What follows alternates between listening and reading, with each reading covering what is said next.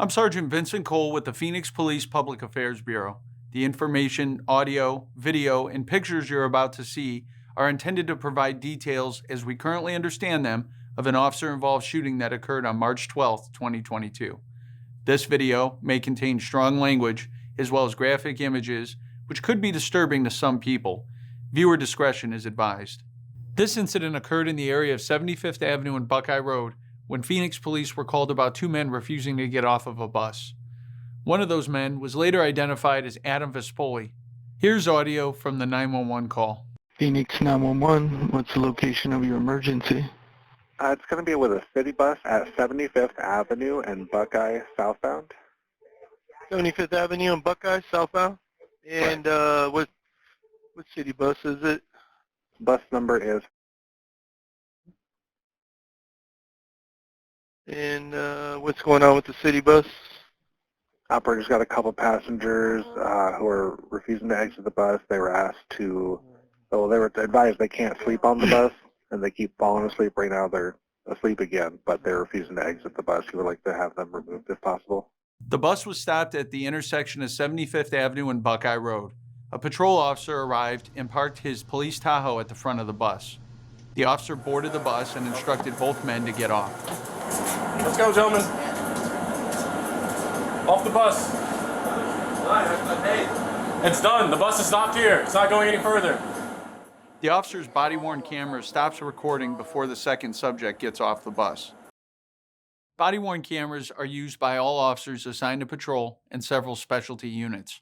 Per policy, they are worn at mid-torso level and capture the view of the line of sight from that perspective. It's important to note that the body camera does not capture everything the officer sees, and the officer does not see everything the body camera captures. When activated, both audio and video turn on. The body-worn camera has a buffer of video without audio for the 30 seconds prior to activation. This feature is designed to capture incidents that happen suddenly where an officer doesn't immediately activate the camera. The Phoenix Police Department does not currently use in-car camera systems. Surveillance footage was obtained from the bus that captures the second subject leaving. At about the same time, the bus's forward-facing camera shows Mr. Vespoli walking over towards the patrol Tahoe in front of the bus. He opened the driver's side door, got in, and closed the door. The officer noticed this and ran out to stop Mr. Vespoli from stealing the police vehicle. As the officer left the bus, his body-worn camera fell off of his uniform, so he was unable to reactivate it. Once the officer got to the curb, he stepped on the running board of the Tahoe. With his service weapon drawn, he extended his arm into the driver window of the police Tahoe. Mr. Vespoli began to drive with the officer standing on the running board.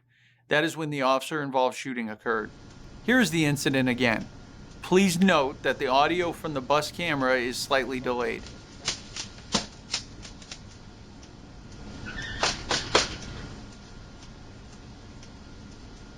After the shooting, the vehicle continued to drive east and struck a tree on the opposite side of the road. The bus driver brought the officer's body-worn camera over to him. The officer then put it back on his body and reactivated it. The officer began life-saving measures on Mr. Vespoli until the arrival of the Phoenix Fire Department.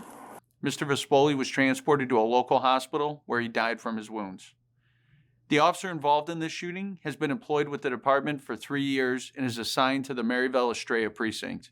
This incident is the subject of both an internal and a criminal investigation, which will be reviewed by the Maricopa County Attorney's Office. Conclusions about whether the actions of the officers are consistent with department policy and the law will not be made until all facts are known and the investigation is complete. This video was intended to inform and educate the public about a critical incident in our community. You can learn about the Phoenix Police Department's transparency policy on our website.